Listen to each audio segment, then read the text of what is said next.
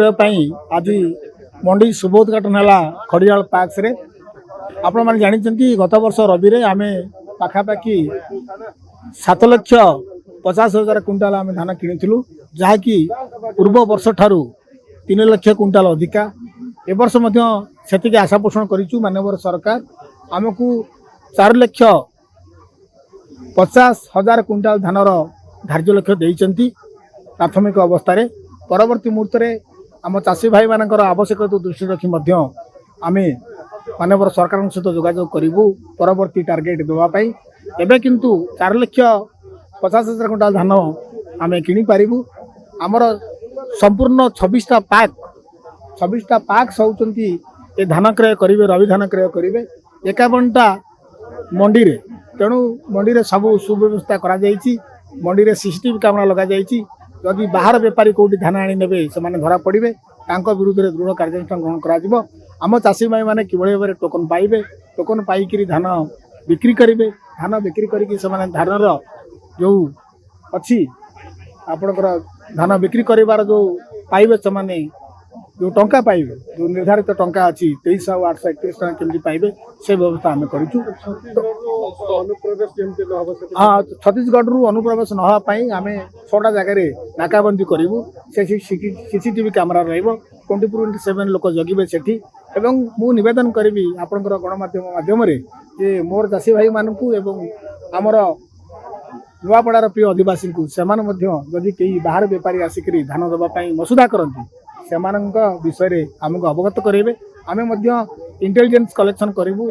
एमर आरक्षी अधीक्षक SP RB सुचारू रूपे संपन्न करेंगे से निघा रखिंट। जिला प्रशासन पीआरआई मेंबर एवं माननीय लोकप्रतिनिधि समस्त सहयोगिता सहभागिता आम आशा पोषण करुँ चलित वर्ष रवि धान क्रय सुरुखुरी आम जिला जिला प्रशासन तरफ आज खड़ियाल पैक्स ठारे आज आम रवि फसल धान संग्रह प्रक्रिया आज आम आरंभ करूँ। मु बहुत बहुत धन्यवाद देवी जिला प्रशासन को जे आज द्वितीय जिला हिसाब रे समग्र ओडिशा रे द्वितीय नंबर जिला हिसाब रे आज आम नुआपड़ा जिले में आज मंडी व्यवस्था को आम आरंभ करूँ। आपण मैंने जानिथिबे जे गत वर्ष 7,50,000 क्विंटल रु ऊर्ध्व धान आम संग्रह करथिलु। ए वर्ष जहाँ सरकारी रिपोर्ट अनुसार विशेषकर खरियार अंचल रे जोटा लोअर इंद्र रे पानी पाउची बम्फर क्रॉप ए वर्ष होईची।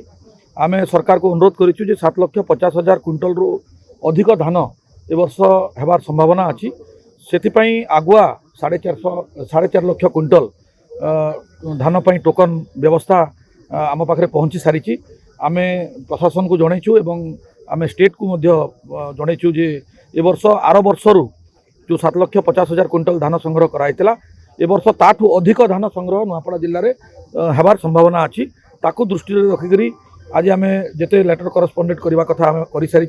मोर आशा जे वर्ष कौन चाषी वंचित हेबेनी धान बिकिवाई एवं उचित मूल्य रे अभावी धान बिक्री केमती चाषी करेंगे ना ता प्रति आम पदक्षेप नेबू। जो कला बजारी भी बहुत विभिन्न समय देखा जाए छत्तीसगढ़ धान को विशेषकर रवि धान जिते आम संग्रह करूँ छत्तीसगढ़ बहुत गुड़ा धान आम अंचल को आए ताकू आम केमती बंद कर आम पदक्षेप गत डीएलपीसी मीटिंग आम नहींचु। अब मु आशा करुच्ची जे वर्ष चाषी सुरुखुरु धान रवि जो अमल कर मंडी देकर उचित मूल्य पाई।